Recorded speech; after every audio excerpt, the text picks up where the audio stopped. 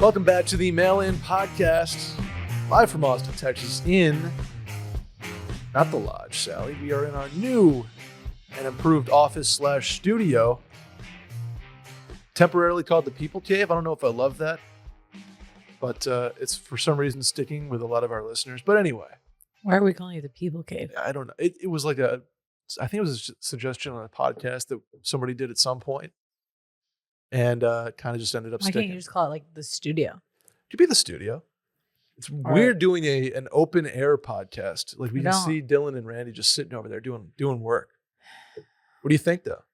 I like it. It looks a lot more organized than when I was in here on Saturday, which makes sense because you'd like literally just moved in. Mm-hmm. I was a little concerned, to be honest, when I came in on Saturday. We have initiatives in this office to go along with our green initiative as a company overall. There is no trash left behind. Anybody's work materials will be at their spot. Basically, like if we see cardboard, it's a wrap on that person's employment at Wash Media. If you left it behind. Are you recycling your cardboard? We have recycling spots now. Yeah, I saw because I parked in front of them, the recycling bins. Yeah, I think that Will and I are gonna have to bring our recycling from our house. Okay. Because did I tell you what happened? I don't know if I told you all this last week. We've been recycling for a year at our apartment, which like there's not recycle bins. You have to like go downstairs and there's these big like plastic trash cans that everyone like put their recycling in. Sure. And then Will saw the maintenance guys at our apartment carry that to the dumpster by our house. And we found out for a year we've been recycling all this shit and they're just throwing it away. That's tough. That's tough to see. First of all, why am I sorting this out if you're just going to toss it? But also like, you mean to tell me that my recycling efforts for a year have been in vain? That's not good unfortunate. for the environment. It's tough to see. So I'll be bringing my stuff to here Wednesday. Every week. Yeah. Look at that. That's perfect. We have a recycling dumpster at my apartment complex that I load up the Jeep, throw it all in the. There's usually valet for like the smaller stuff. There's like recycling valet, which is great. For the bigger stuff, like for example, a Hello Fresh box, non-spawn. That's very hard to break down, given all like the things involved. Just put it in the Jeep, throw it over. I basketball shoot it. You don't break down your boxes? I don't break down that one. That's the only one I don't break down because there's like an aluminum liner to it. There's a lot going on there. Are you able to have you checked that that's possible to be recycled? No, I haven't. So you're just throwing trash into your well, it's at least 50% cardboard. I throw away the. Yeah, but did you know that there's like actual specific rules about what you can and cannot recycle? Like you're not supposed to recycle pizza boxes. Oh, really? Yeah, because they have like grease on them and stuff. So they can't, when they go to the recycling plant, like they can't even process that. Really? Well, then. So people look up your local rules and don't just throw random shit into your. Like Hello Fresh boxes and pizza boxes. And I'm not coming from a place of like being a recycling queen over here.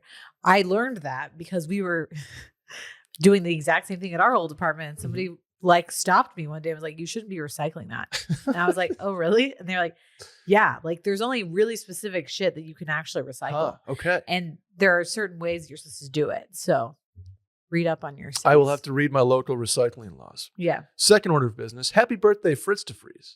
Oh, yeah. It's the Fritz man's birthday. It is the Fritz man's birthday. Let me be the first. We'll have people wishing Fritz a happy birthday today on Circling Back. Let me be the first to wish you a happy birthday on behalf of your son. 12 months in. Yeah, I mean, we made it a year. Are you going to say like, well, he's 13 months now? Or are you like going to say basically 1.5? When do you stop the months train? I feel like you stop the months at like 18 months. Okay. When they're a year and a half. That's fair. When people are like, they're 22 months, I'm like, they're 2.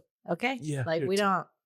I think in terms of like talking to other parents, that makes sense to them because when your friends have kids too, because so much happens in that short span of time. Okay. They're like saying like, oh, he's a year. He just turned a year. And the other person's like, oh, he's 18 months or whatever. That's a big, but like you and I don't go around being like, I'm 32 and a half. Like, why would we care about that? You know, but he's making like leaps and bounds. That's cool. He's getting close to walking. I know he's a speed demon on the hands and knees. Yeah. Crawling, and he has an interest in walking or at least standing up. He's a good lean guy. Preferred if he did. His knees are disgusting. Because he's like basically like sweeping our floor all the time. Hey, there you go. Isn't that like a in a movie or something like that? That was one of those harebrained entrepreneurial ideas that you put like the like Swiffer pads on the kid on the baby just, like, and do the work. But if I did that to Fritz, he would just like eat the Swiffer pad. Yeah, he's Will talks a lot about Fritz and says like you can have a million toys in front of him, but if there's like a shampoo bottle, he wants that more than anything. Or like the dog's bowl. Yeah, that too. Yeah, that too. This is a little pool. There you go. Splash in. You know? Oh, that's fun. Was that a birthday present? No, I'm talking about the dog bowl that he like goes up to and splashes inside like he's playing in a pool, but it's a dog bowl. God, it's a dog bowl. What was his favorite birthday present? Or have you not done that yet? I am a horrible mom and I haven't ordered him any presents. Oh no. He's definitely going to remember that. No, he won't. He will not. So I don't feel that concerned about it. I'm gonna figure it out tonight. Okay. Probably. I'm not concerned about it. I know you will. Yeah. Thanks. This is the Mail-In Podcast where we answer your questions. Hit us on iTunes and Spotify, please. Subscribe, follow, do all those things. Hit the hotline number to leave a voicemail, 888-362-MAIL. That's 888-362-6245. Or you can write in at the link in the Twitter bio at Mail-In Podcast. We also put the link in the description to the episode, which I've been doing lately. So if you want to just look on your Spotify, Apple, wherever your podcast's description, the link's right there. Click in. I'm going to need to figure out this microphone because it's like right in my line of vision towards Welcome to the last 6 months of doing this podcast with you for me. I can't see you. I'm staring through the I'm microphone. Looking straight at, okay. We'll figure it out. We won't look at each other. How about? It's better if we don't. Correct. Hey, Brett and Sally. I need help with a situation. My boyfriend and I have been talking for months about planning a trip, most likely to Cabo for his 30th birthday. It is not booked yet. We just found out that one of his buddies is having his bachelor party on the weekend of his 30th birthday in guess where? Cabo. When I ask my boyfriend what he wants to do, he still says go on a trip with me. However, I know he would love being at the bachelor party as well, and I feel really bad about him missing it. But also selfishly, really want to spend his birthday with him and go on a trip together. What's the move here? Do we go on our trip, ditch plans for our trip as he goes on his bachelor party, or us go on a trip for a day or so together early, and then I come home before him and he finishes the trip out with the bachelor party? I just hang back a day at the resort and he does a golf day with them type of thing. Side notes, birthday is on a Thursday. We were originally planning Wednesday to Sunday, and those are the same dates as the bachelor party. We have a companion pass, so us having same flights is definitely ideal, but not a complete deal breaker. This is also a destination wedding, in Breck in October that we will be going to. Lastly, his friends are wild, and I know this bachelor party will be out of control. Thoughts and opinions are appreciated. And do not go on the bachelor party. I disagree. No, okay.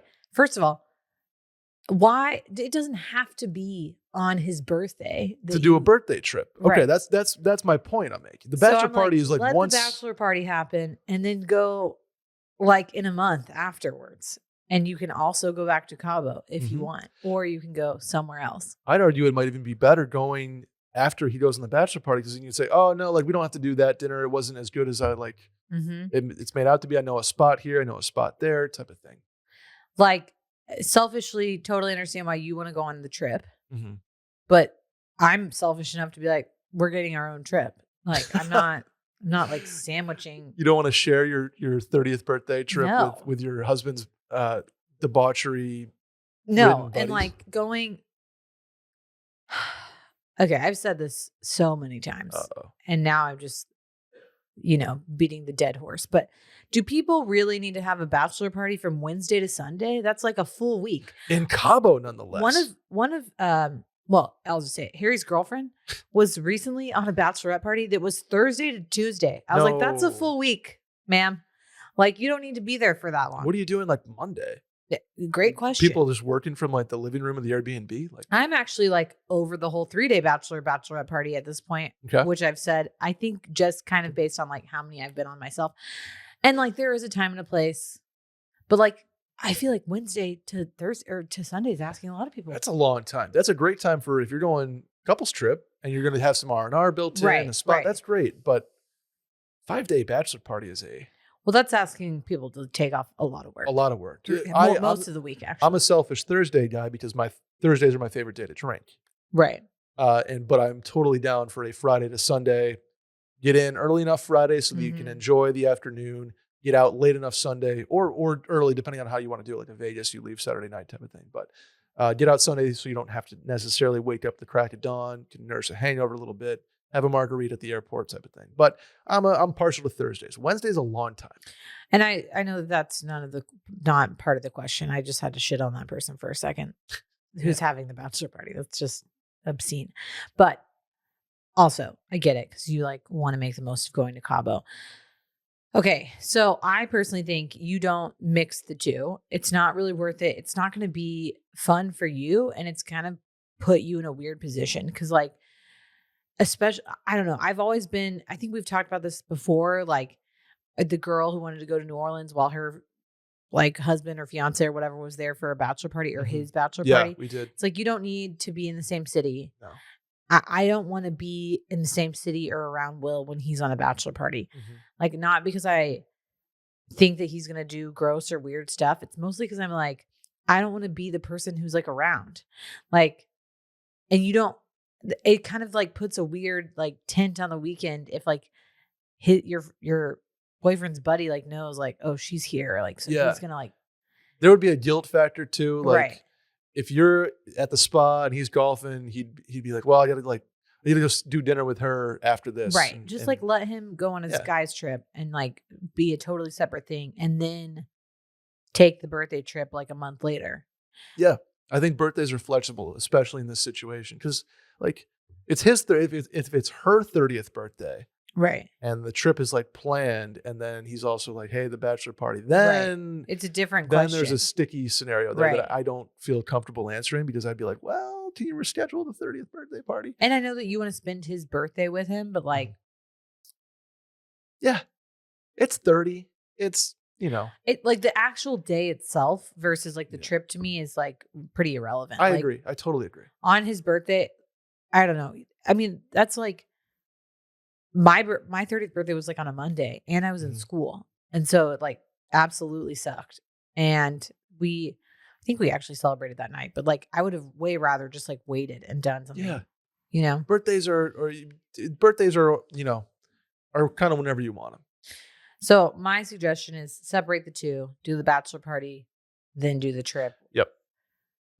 Especially it's not booked yet. So yeah, if it was booked and you have to, if you want to fly out a day early and like be there, but I think you need to leave by the time that the guys get there. Yeah, I just turned these into two totally separate trips. But yeah, I agree. Turn it into two trips. Make it easy. You know where I made 2 trips the other day? Where? UncommonGoods.com, Sally.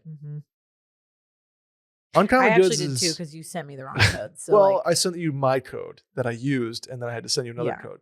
Anyway, code. Uncommon Goods honestly, you just have to check it out. It's an online shop filled with unique, totally unexpected gifts. And when I say unexpected, I mean truly things that help somebody understand that you really get them. Like we've been doing this podcast for a while, Sally. I feel like I'd get you. I could get you a gift from Uncommon Goods. It's truly unique. We should have used our codes to get each other gifts. Ooh, that would have been good. But I didn't. Maybe we'll do that for like my birthday, which is next month, and I turn 28. Are we taking a trip? Halfway to 56. It's always Memorial Day weekend, so people are always busy or like doing something for my birthday. So last time we did a trip on my birthday was to Lake Austin. We did a cool like a boat situation. Yeah. Shouts. Anyway. What'd you get from Uncommon Goods? Was that 2 years ago? It was 2 years ago. Well, I think we're going to talk about this in a second, but did you know you can gift experiences? What? Talking about flower arranging class, cocktail making class, other Really? virtual experiences. So I did it for a flower arranging class for So we have just totally myself. given up on embroidery. Yeah, The dream is dead. why learn how to embroider when I can get embroidered stuff other places? No, there's like a ton of cool like little knickknacks and stuff on Uncommon Goods, but I was like really drawn to this whole like I go to Trader Joe's all the time and buy a bunch of flowers, don't know how to arrange them at all. That is so cool. So So you can do an experience. And That that's is what awesome. I am going. I mean, I bought it, but I haven't done it yet. Okay. That's really cool. Yeah. I didn't realize that you can do that, but it says it right here. You also can gift experiences as your gift to somebody else or for yourself. I gave it to myself, the gift of me. I gave the gift of a cocktail smoker to myself. You love a smoked cocktail. I love a smoked cocktail. Everybody knows this, Adam, about me. I love a smoked cocktail, and Uncommon Goods has made that easier. It's individual. So you have your own your blowtorch and this wooden contraption that goes right on the top of your cocktail glass. And you have smoked, whether it's like chips of wood that you can use and light those things up and keep it on for a while. It smokes the whole glass up and it turns old fashions from a really good cocktail into an exceptional cocktail. And that's how Uncommon Goods has worked for me, Sally. Wow. It's fantastic. They look for products that are high quality, unique, and often handmade or made in the US, and they don't sell products made with leather, feathers, or fur. So they're animal friendly. Everybody knows that. It's a Brooklyn-based company that's all about giving back. With every purchase you make at Uncommon Goods, they give back $1 to a nonprofit partner of your choice. And they've donated over $2.8 million to date. So just honestly, it's fun to hop on and just peruse. It's really easy. And Mother's Day is coming up. So There you go. Don't forget about it. Don't forget. And now is the perfect time to check out something to say thanks to Mom for. Yeah. To get 15% off your next gift to Uncommon Goods, go to uncommongoods.com/mail. That's uncommongoods.com/MAIL for 15% off. Don't miss out on this little limited time offer. Uncommon Goods, they are out of the ordinary. How about a voicemail? Let's go. If you got the option to retire and live wherever you wanted to do, where would you be and why? Consider the average age of retirement, let's say, is between 60 and 65. Where would you go? Where would you live? What would you do? Any other cool, notable highlights? I'll hang up and listen. Thanks. This one's about retirement, Sally. Oop. We're good. Sorry. We are about, I don't know how many years away from retirement, but this question is about retirement. 60 to 65? He said 60 to 65. So not necessarily like if you hit it big, win the lottery and can retire tomorrow, but like down the line. Okay. I mean, I would imagine there's kids and grandkids involved. Like if you're 60 to 65, you're retiring. What's your plan from there? there's like a couple different things I would probably do. I think Will and I have like spoken about just going back to Harbor Springs, which at like that age I would be okay with. Yeah. I think right now it would be really hard for me to be somewhere like that year round where I like don't have the amenities that like a big city brings, you know?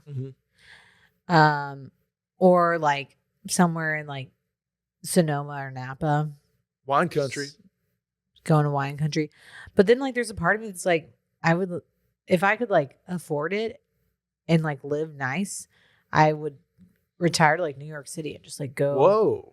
Like live the city life without like, because I think for me, Will and I have always like talked about that living in New York would be cool, but like for me, it would not be cool. Like there's not a scenario where like for me working at a hospital, I would be able to enjoy the city as much as I'd want to probably. Yeah. And probably be more stressed about like work and my commute and all of that versus like actually getting to enjoy what you like the purpose of living in New York, which is like just being in a city that's like alive and being able to do all the things that come along with that. Totally. I feel like if you're retired, like you get to like go to shows and like go to restaurants and walk around without a care in the world and not be like stressed about your daily work life grind. I like that. I think that's a cool answer because usually everybody's like, "Oh, get out of New York! Like, can't Yeah. wait to fresh air." And you're like, "No, I think it would be cool to actually be able to experience that city from a non-work life balance And just especially, I living." think being retired, like not having kids to like also, because like now we can never do that. Like I can't live with like a baby, and I mean I know people do it, but Right. like I've never done it. So then like Yeah. that would just make my life so much more complicated. But like you're free of like work and kids and all of the responsibility that comes with that. Like why not go to like a huge culture hub? I love it. I love the answer. I probably am more traditional in my answer, where it's like, I want to golf.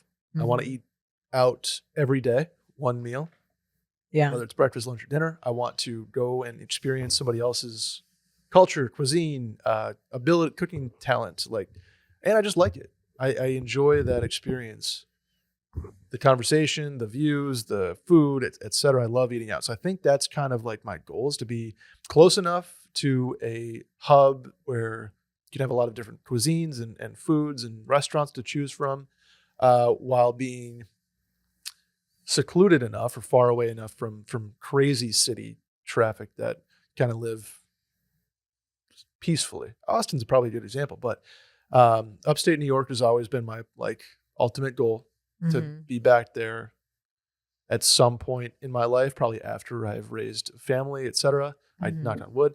Um, so either probably having a condo where it's like track season based up there, and then somewhere like San Diego, something ocean or lake bound, et cetera. Because I love the water. And if that's not the case, probably something mountainous, ski house type of vibe. Because I think it would be cool to live and experience mountain towns in the summer. Like you've been to Aspen, Mhm. traditionally a ski town, in a beautiful time of year in like October, right? Where Right. skiing is not the number one MO, but you can hike and you can ride and you can eat, I'm sure, delicious meals. So I think it's about, for me, being in a place where I can experience a lot of different things and not it doesn't life doesn't get mundane, even though you're Yeah. retired. Um, and still staying active. Like obviously, golf is an easy answer, but I'd like to golf routinely, if not every day. But Do people retire at 65 now? no, it's work ages are going up, and also I feel like I'm competitive enough that I would need, if I'm not working and not like in the grind of like deal closing Mhm. frat. I need something, whether it's a golf league or a second occupation, something to do that's not full time, but that keeps my brain sharp. I just think that I'll probably be working till I'm like 70 something. Always in healthcare, you think? Or would you have to like Sally's mom and pop shop? Probably always in healthier. Maybe Mhm. not 40 hours a week, Yeah. but I mean, when I was getting close to retiring age, I'd probably go in like once or twice a week just at like a easy surgery center to like keep my mind, There you go. Keep it sharp. yeah, I keep my like that. skills sharp. Okay. Man, I hope retirement's not like around the corner, but it does sound nice. Yeah, I just think about that. I'm like, I don't. Will's parents aren't retired. My parents aren't retired. Like, No. Well, it's fun to be that old and have that much experience and have some cash built up to like maybe work someplace that you really want to. Like my yeah, dad, for example, worked for huge breweries for years and years and years, and now right, is a partner at a local small brewery that's just coming up. right, And like I think that's really cool, and he could do that for however many years he'd like. yeah, So I'd probably fall into that category too, where there's sort of a passion project involved that right. maybe is not like a traditional moneymaker, but maybe an investment perhaps that you also employ yourself at, something like that. I think would be fun. Probably just be slinging candles for Will at some point. I don't know, Could be worse.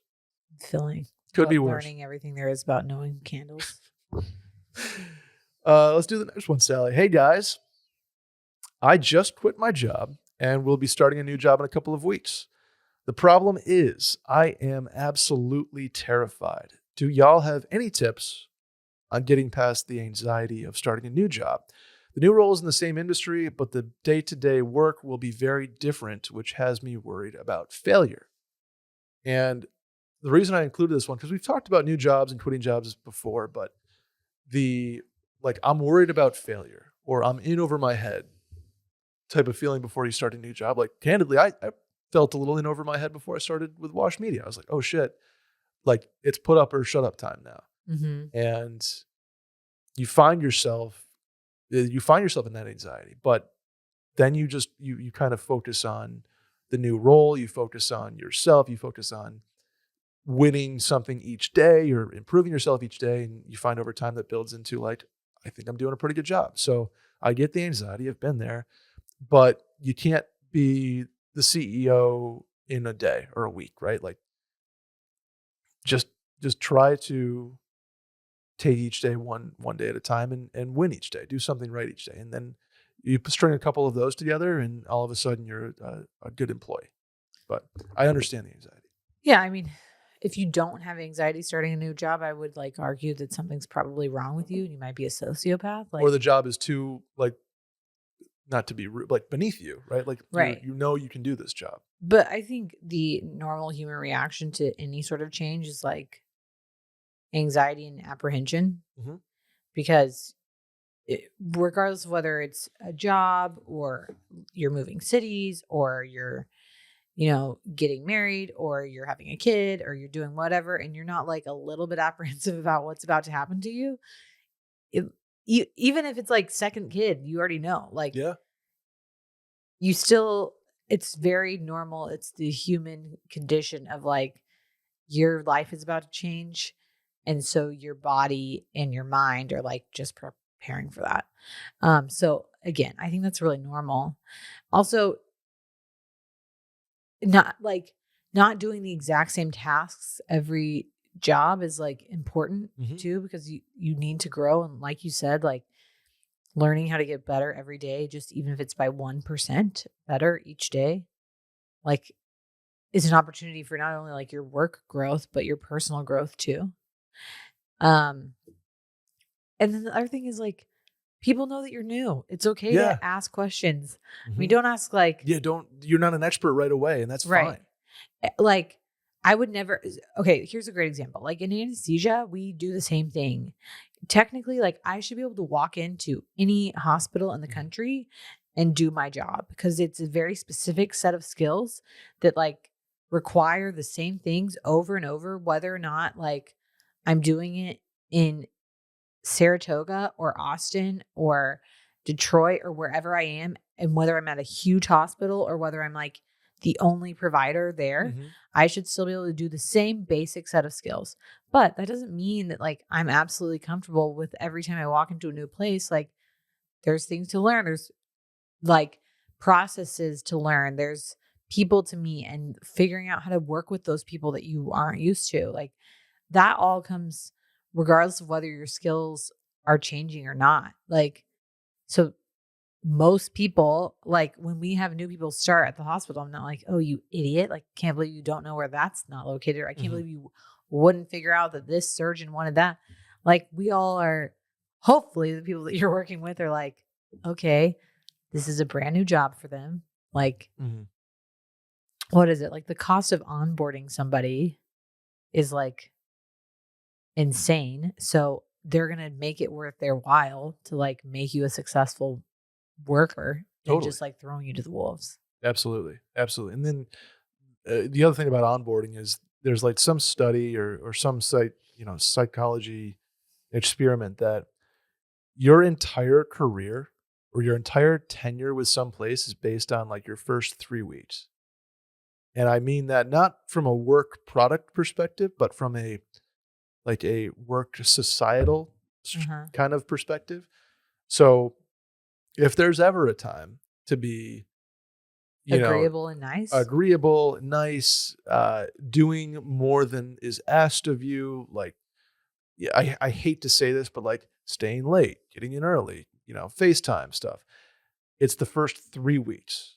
Yeah. And that basically has your team will have an opinion on you that is very hard to change after that. Right. So crush the first 3 weeks. Someone said to me when I was in anesthesia school about like starting residency, And they were like, you will be successful even if you're dumb and bad at skills, if you get people on your side. Absolutely. So it's politics. If you are nice to people and you are honest with them and you are, you work hard and you try to make your relationships good and you don't, like talk shit about other people and basically just being a generally good person, like that is going to put you ahead of even the smartest, most skilled people. Agreed. Totally. Because people will go to bat for you. So if you like go in and are likable and just agreeable, even if like later on you don't feel that way, in the beginning, people will, if you can like, create rapport with people, they will be on your side. Facilitate their jobs and it's the endear ultimate. yourself to them. That's what my mom would always say. It's not what you know, it's who you know. And that holds true in a lot of different areas, especially in a work environment where the structure becomes political very quickly, especially in a bigger company. Yeah. Where a lot of the times it's not necessarily a meritocracy. And I think everybody kind of has examples of that in their lives or their careers that they've seen. But that's a long way of saying just be a good person. Be a good person, and it's normal. Any flaws in your work product will be overlooked by your character. Yeah. Boom. What's up, guys? Here's my background. I'm a 24-year-old dude who is a somewhat recent college graduate, just under 2 years post-grad. I live with my parents in my hometown that I grew up in, about 20 minutes east of Sacramento, California. And I'm the last of my real friends to still live in my area. I'm currently working an entry-level sales position, BDR, at a financial software company where I've worked for about 3 months now. I really don't enjoy my job. And as much as I love them, living with my parents in my hometown without any real friends or a girlfriend to hang out with is increasing my feelings of unhappiness to the point where I feel I may be flirting with depression. Overall, I feel stagnant in my personal life and really don't have anything to look forward to when I wake up each morning or go to bed each night. Here's my question. I want to move out of my area and start fresh in both my career and my personal life, but I'm having trouble on deciding where would be the best place for me. If you, Brett, Sally, etc., were in my position, what are some places that you would look into moving to? Would you recommend Austin? What other small to medium cities would you recommend? Side note, I want to experience some small to medium city living while I'm still young. I lived in LA for 5 years and it's just not for me. I've never lived in the snow, and for the most part, I would consider myself a sunny and warm weathered person, so bye-bye Seattle/Denver. Side note, I'm guessing one or both of you will say something along the lines of, if you are not happy in life right now, what makes you think that moving to a new city will change anything? And to that point, I would say you're probably right. But I also see a not so bright path I'm going down in my current situation. So I would like to make changes to remedy that, and I think moving would create the biggest impact. Okay, a couple notes. Let's get deep here.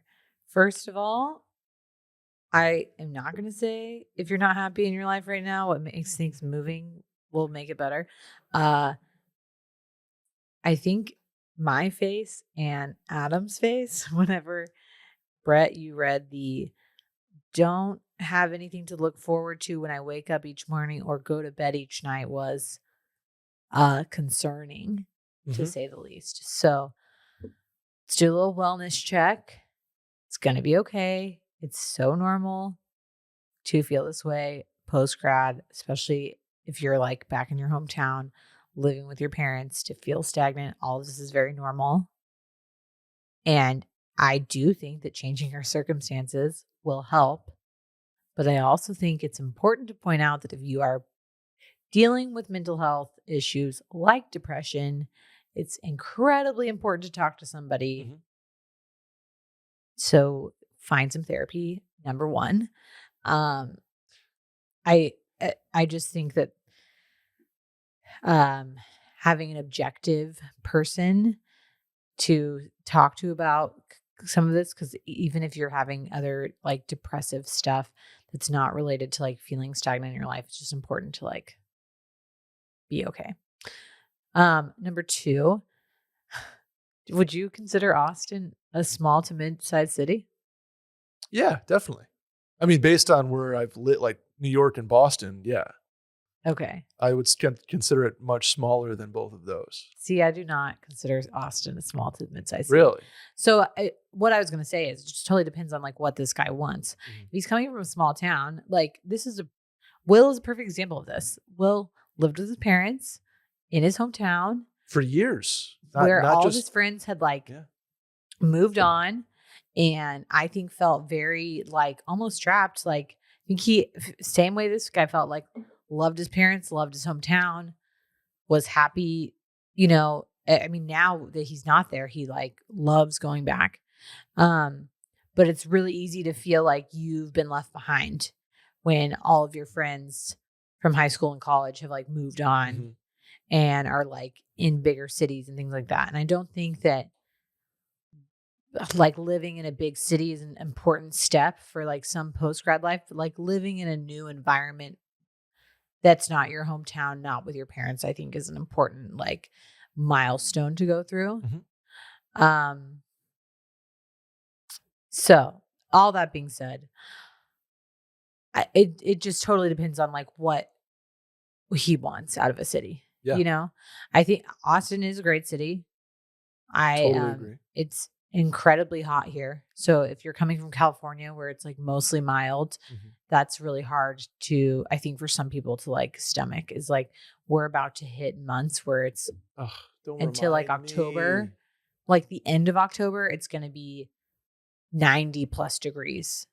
Like, and then we're going to hit like triple digits in like August and September, like probably July, August, September. But like, it's really hard to stomach it being October and being 95. It just Can is. confirm when usually I'm used to like Right. 62 Like you and like crisp you're like in breaking out October. like fall stuff. And we're all like, Brett, are you sweating? Because you're like wearing full boots with Yes, I like, am, but I'm wool committed socks. to it, Sally. But Austin is a great city, especially for young people, and there's a ton of people here. I do think that like obviously Austin's like really popular. So is Nashville, DC. Like you think about all those cities that like young professionals move to. Yeah. But I do think there's like some gems of like, I would call them smaller to mid-sized cities that Okay. like are really approachable. Mhm. And like I'm gonna like I would list them off, but then like people are gonna like shit on me and be like, "Oh my god, how dare you call Phoenix a small city?" It's No, like, yeah, I know what it's you not. mean though. But like I do think that there are like, it's always good. Again, I always say this to like crowdsource what's going on. So if you have a friend who lives in freaking, Salt Lake City and they love Yeah. it, Oh, like can confirm. I do and they do. boom, move there. You've already got a friend.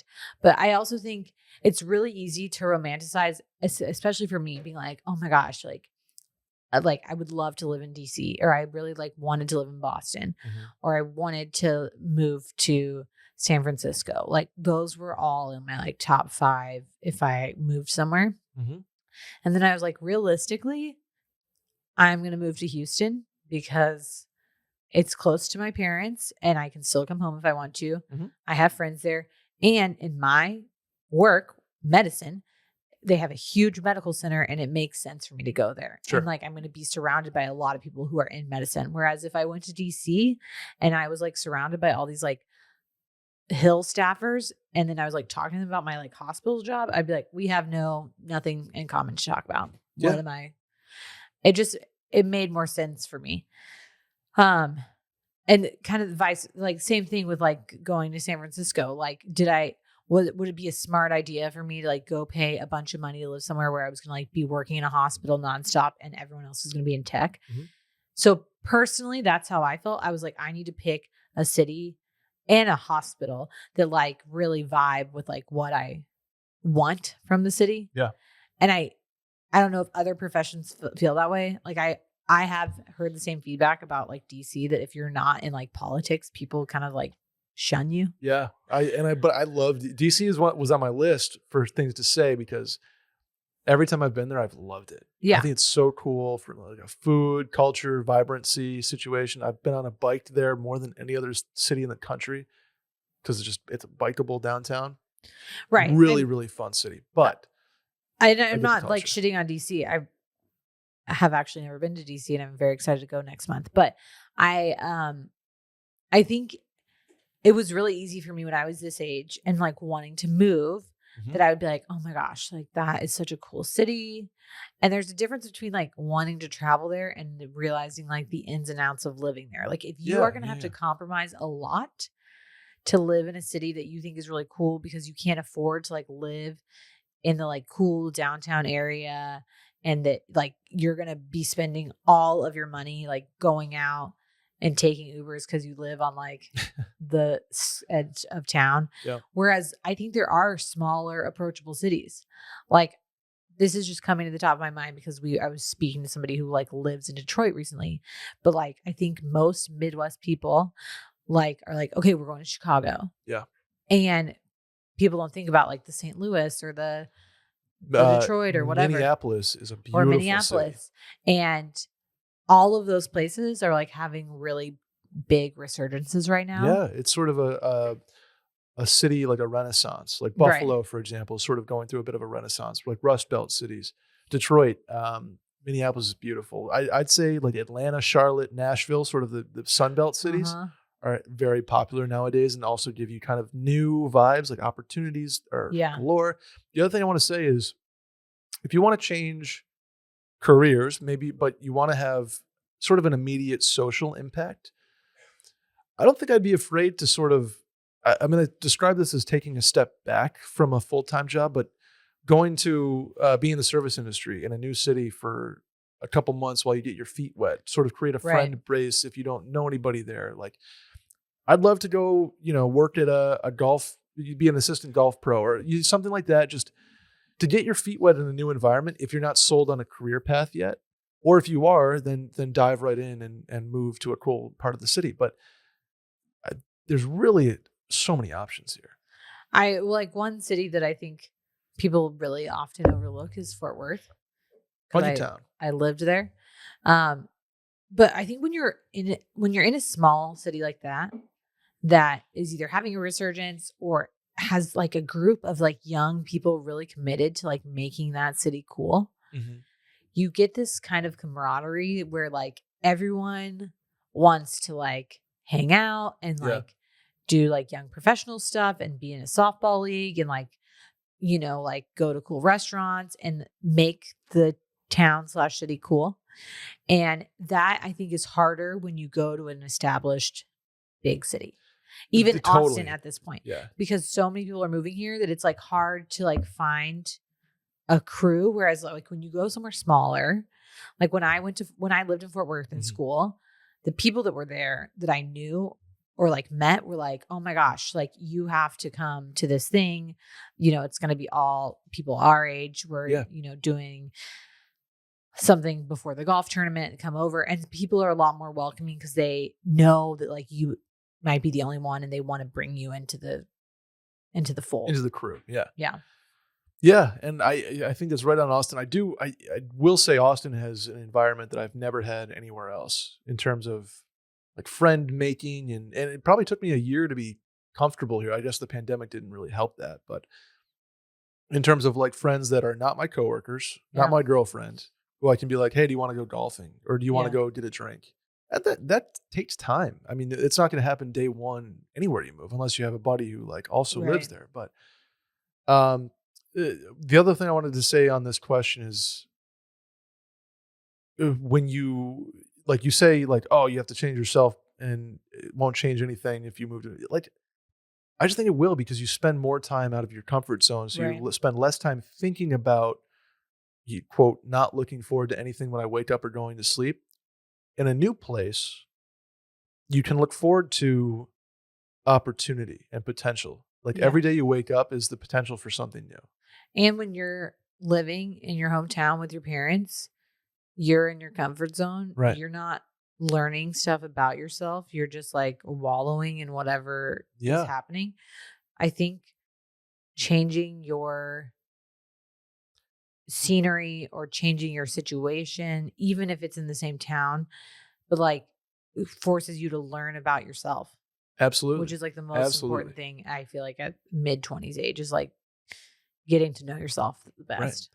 Right. And like I said previous episodes, radical change begets radical change. It's the one tattoo that I want to get tomorrow and just remind We're myself going to that. rebrand mail and then it's like below it, it's just going to say radical change begets radical change. There you go. It's radical. Look Adam. forward to the new branding. But follow up with us on that too, because if you need mental health resources, need talking to, etc. I think I'd like this question that he asked to be more of a journey than a one-time question. I agree. Next one though. How should you handle drunk bickering with your significant other? I say bickering and not bona fide fights because it's always about stupid stuff and nothing serious. My boyfriend and I sometimes get into it after we've had a few, and I'm wondering how to handle it. Full disclosure, I'm usually the one who starts it because I can be a real bitch when I'm drunk. If I'm totally blacked, which I try to avoid, there's no stopping it. But what about when I'm just drunk and have the capacity to talk about it? Is it better to talk about it in the moment when we're drunk or wait till the next day? For context, the fights are usually circumstantial and depend on where we are / who we're with. Very stupid, I know. Love the podcast. Here's a follow-up quickly, though. To clarify, again, we don't have screaming, crying, make a scene fights. It's more like he says or does something, and I get visibly annoyed, act sassy, or give him the cold shoulder. He asks what's wrong. I say nothing, and then I continue to act pissed off. Classic. Drunk bickering, Sally. Do you have a couple friend that does this? Absolutely. Okay, yeah. Plenty. I mean, there's always like something happening, but we had friends in Houston, mid-20s, that like this couple. They are also mid-20s Houston couples. So right. Like it did not matter what we were doing. 90% of the time when we were all out together, that it ended in a fight. And like I said, like she said, it's not a like knockdown, drag out, screaming at each other, like crying. It was just like it would start, he would say something, she would look over at him, give him the death glare. Then it was like, what? And then it was like, you're so annoying.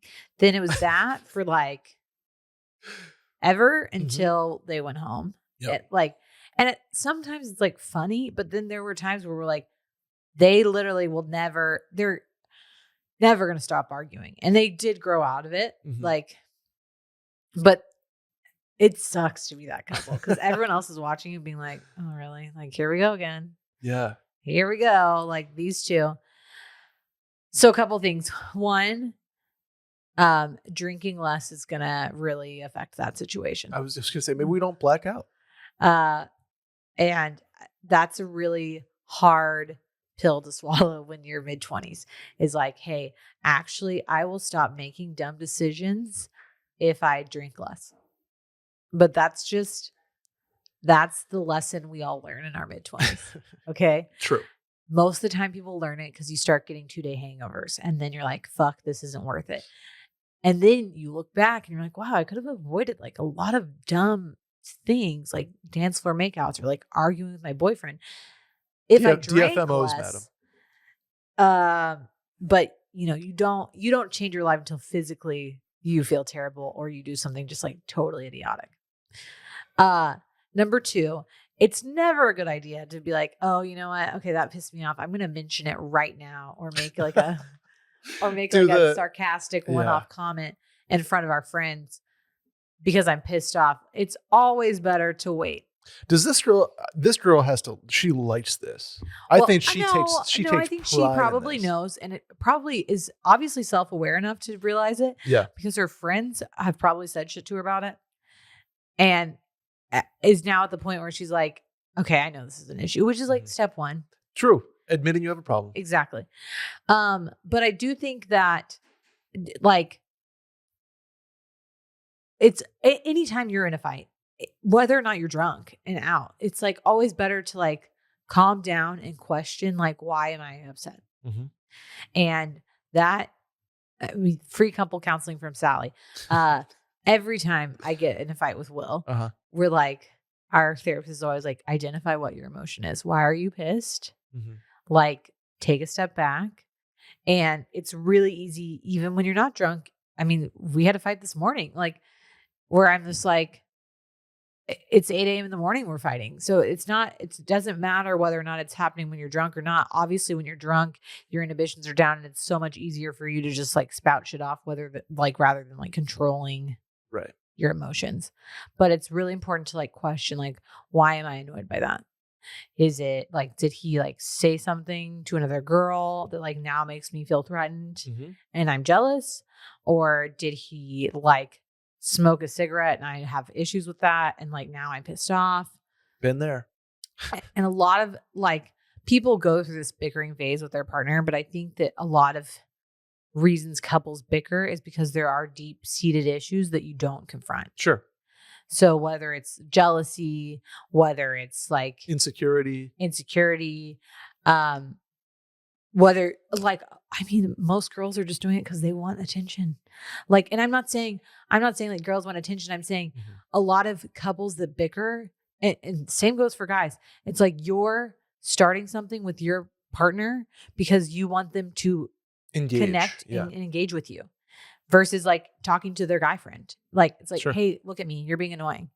Why are you like, taking shots with that guy? Like, stare at me. Right. And sometimes you have to realize like, okay, what's that rooted in? Like, maybe I need to like take a step back and like think about, okay, if I'm craving like personal time with my partner, maybe like we go on a date night rather than like go out with our friends, go to the bar. Okay. I like that. But then there's the other piece of like, it's when you're drunk, it's the same thing. Your inhibitions are down. So it's like the same reason, like you binge eat. Like it's so much easier to like yell at your partner. Yeah. Or do the cold shoulder thing. Or do the cold shoulder or like be dramatic because you're drunk and your mind's like, okay, this is going to make him pay attention to me, as if I like act pissed, which it probably will. And then he's going to get annoyed, or vice versa. Think about like when your friend is like, why are you annoyed with me? Why are you annoyed? And then you're like, because you're fucking being annoying. Like, you know what I'm saying? Yeah. I mean, there's just so many communication things here. And I think a lot of it is just like growing pains of being a young couple. The only thing that I want to add, because knock on wood, I'm not much of a fighter. I don't love confrontation. Caroline and I are both very laid back people to begin with, so we're not going to confront things usually, and it kind of simmers until one of us. It's more of a volcano than a lava simmer, if you will. But the thing I really always try to make sure of, whether it's any relationship really, is don't go to bed mad. Like, find some common ground, even if you have to tackle more of the problem the next day. Find some common ground before you fall asleep. Yeah. Because I don't think going to bed mad or like shutting the phone off and boom, it's done. Yeah. And then not touching it, I don't think that helps anybody. I also think going back to like examining why you're mad, there's a lot of things that you may have a problem with when you're sober that now they do when you're drunk and then you get annoyed of. Sure. So you have to really think about,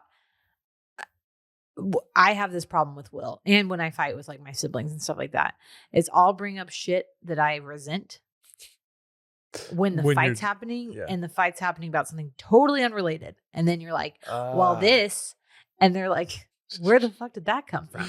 And I feel like that's usually what happens with the bickering. It's like you start by like being annoyed because he didn't get you a margarita while you were in the bathroom.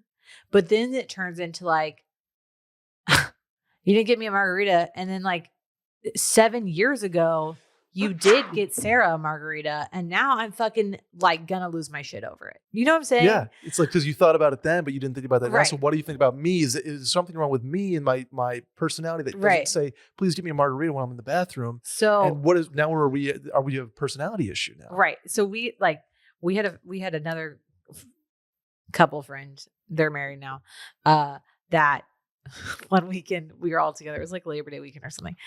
And she said to a group of us, the girl of the couple, being like, we're having a sodium-free weekend. And I was like, what? And she said, we are very salty to each other when we're drunk. So we are not going to be salty this weekend. And I witnessed these two later.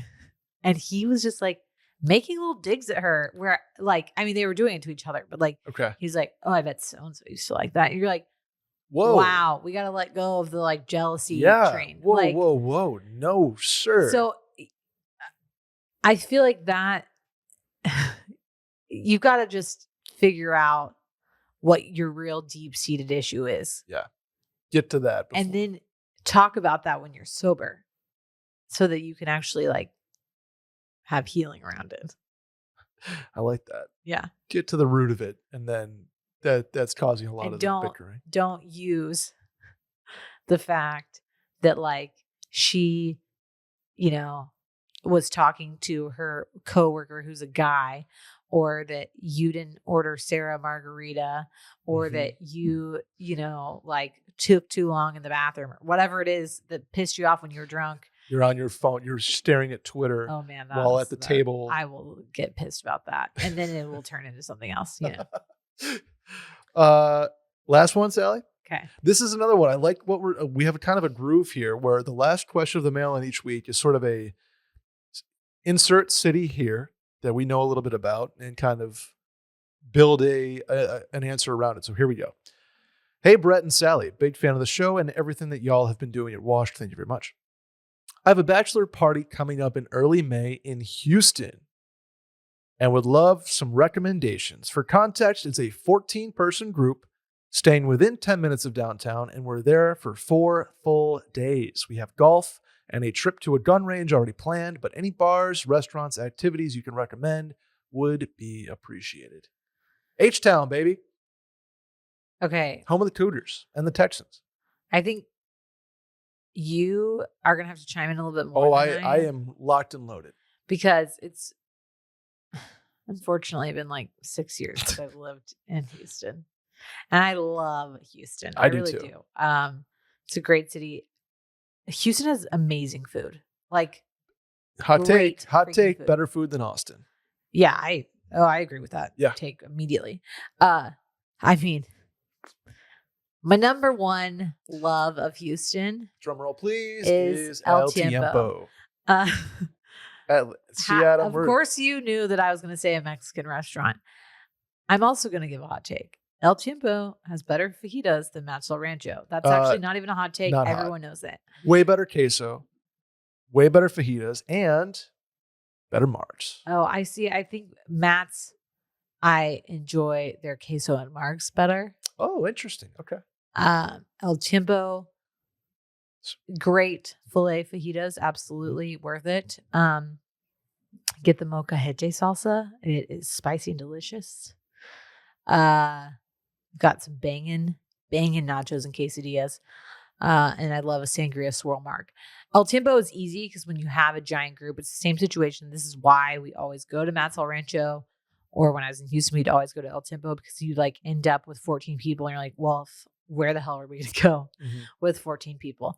And those giant Mexican food restaurants are the only place that you can show up on a Friday and say we have 14, and they'll probably tell you 2 hours, but at least they're not going to laugh at you. Right. Okay. Yep. And they may giggle a little bit. You can sit there at the bar and have some margs beforehand. You usually have a little patio. If you go to the El Tiempo in Washington and Aurelio is still working behind the bar, tell him Sally sent you. He probably does not remember my name anymore because it's been 6 years. But we used to be able to go because he for some reason loved me, because I would go after work. So he knew my name because I would wear my work jacket and have my name on it. He would never remember any of my other friends' names, which was absurd. But literally we would just go name drop Aurelio and he would get us a table. It was awesome. I love it.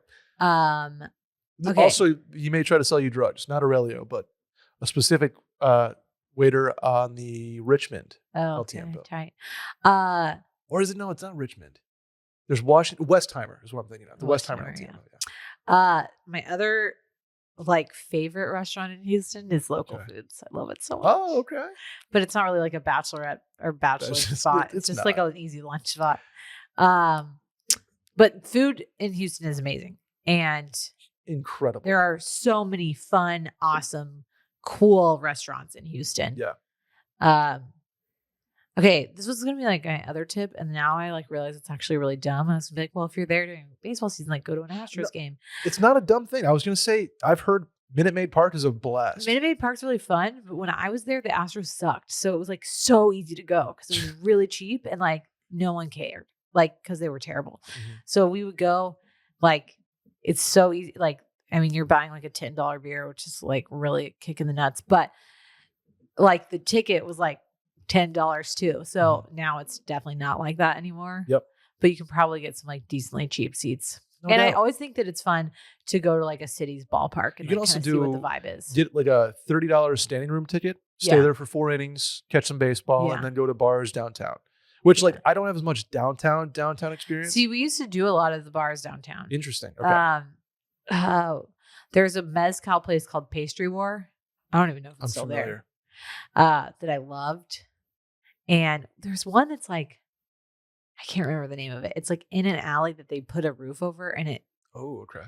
Okay, I'm going to think of it in a second. But like all the proceeds of that bar would go to a charity each month. They like changed. Oh, nice. That's cool. Anyway, okay, you give yours and then I'll like chime in. Yeah, so there's like the Heights, right? Is sort of the popping new mid-20s, late 20s district, kind of post-grad. And that's like your bars like Drift and McIntyre's, both of which my friends frequent pretty much every night. So there's that kind of area. And then there's the Washington, which is like Bottled Blonde and Kung Fu and stuff like that. Both, you can't really go wrong. Both are exactly what it sounds like bar. They're aggressive. Like you're going out if you're going to those streets. But I would also say Kirby Ice House is a must visit. Yeah. Super like huge bar, outdoor patio scene, outdoor picnic table scene, hot people only type of place. A ton of fun. You can spend a ton of time there. And now there's 2 of them. There's one in the Memorial area too. Yeah. So Washington was like Catch is on Washington. The like West 6th of Houston. Yes, when I totally agree. So it's like very new grads in my. This may have changed, but that's how it was when I was there. It was like clubs. Okay. Not like clubs, but like the Bottled Blonde type of clubs, right? Where there is a DJ, there is music, right? But it's not like bottles. And then the Heights were a little bit more like chiller bars that were like outdoor patio situations. Yep, still stands true in my opinion. Please hit up my favorite Lay Low in the Heights. It's in a strip. I mean, everything in Houston's in a strip mall, but it's in a strip mall and it's a tiki bar, and I love it. I used to live right there. Also, Houston has a lot of really fun breweries. I was just about to say, you stole that. Is a great one. It like overlooks downtown. Yep. Which is really cool. I never got to go to the new Carbach when I was there, and now it's like huge. I think it's beautiful. And then the other thing is like, there's a lot of really cool, like Franklin-esque barbecue destinations, like Killen's or Pinkerton's, or what's the other one I'm trying to think of? Anyway. I agree. I haven't done a whole lot of Q. Do you ever go to Volcano Bar in Westview? No. See, Volcano Bar was like, there was a couple bars in Westview that we would go to. Volcano Bar always served like frozen drinks. And it was one of those places that was like cool when we were like post grad, like an older crowd. And then it was not cool. And then we like kind of like brought it back into like being cool again. Really? Yeah. You know what? For as close as like Caroline's old place was to Westview, we didn't do Westview a whole lot. Well, because Westview it can feel very like collegey because it's like right by Rice. We would always do like Heights / Kirby / but downtown, Washington. Especially if you go to Minute Maid because it's downtown, or like say you're a soccer fan, you want to go to a Dynamo game, there are a lot of cool bars and restaurants downtown, and like Discovery Green and all of that is right there too, which is like really nice.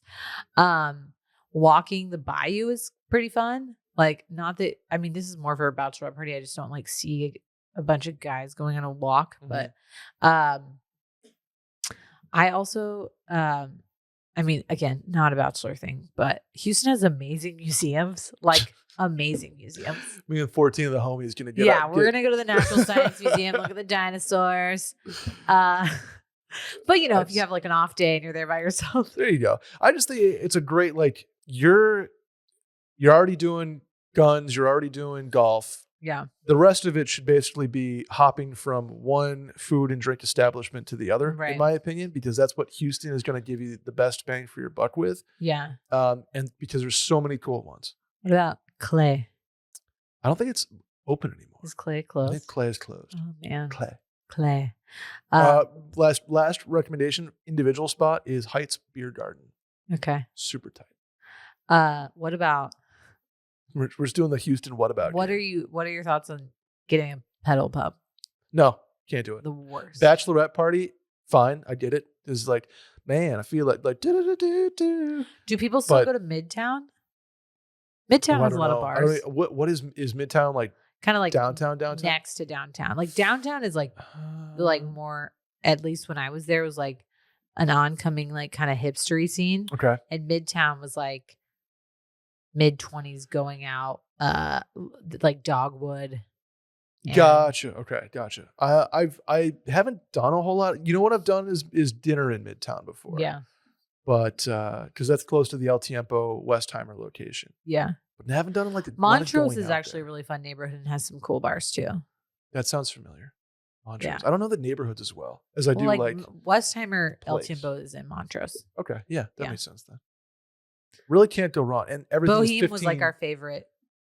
Also had frozen Moscow mules. Okay. And really good like fry situation that were like loaded fries. That sounds Again, not even sure the Boheme still exists. It probably doesn't. R.I.P. I mean, it may. I don't know. Tough. Sorry. I miss Houston. It's a good city. Houston's great. Houston is great. Food is unbelievable. Lots of stuff to do. Especially good golf. Relatively cheap golf. Yeah. And then gun range. You can't go wrong with that. Everything's 20 minutes away from each other. So yeah. Especially if you're staying 10 minutes from downtown, I would assume he's on like the side we're talking about. Kind of the west downtown area. Like in the 3rd Ward. I don't know. On like the east side. Oh, yeah. I haven't done the east side too Probably much. not. Yeah. I have been to the original Ninfas on east side. Yeah. And they are not the precursor to El Tiempo, but same management. Yeah. Really good. Yeah. Oh, I want to do El Tiempo. I miss Houston. Let's do it. Can we do a Houston meetup? Like, can y'all do one, and then I will just come and go to all my house. We have talked about it ad nauseum. I told Will that if he does it on a weekend, like when I'm gone or on call, I'm going to be pissed. It's too easy, and the fact that we haven't done one is insane because we just roll up to Kirby Ice House. It's perfect for it. We don't even need to tell Kirby. It's just we're there. Boom, done. So that'll happen sooner than later. That'll probably be our next one, honestly, whenever we do it, nice. Which I would assume like end of May, June at the latest. I hope. There we go. That's going to do it for the Merriman and Sally. Where can the folks find you before we get out of here? On Sally deFries on Instagram and Twitter. I am Brett Merriman at Schmerriman on both of those platforms. We'll see you guys next week. Bye.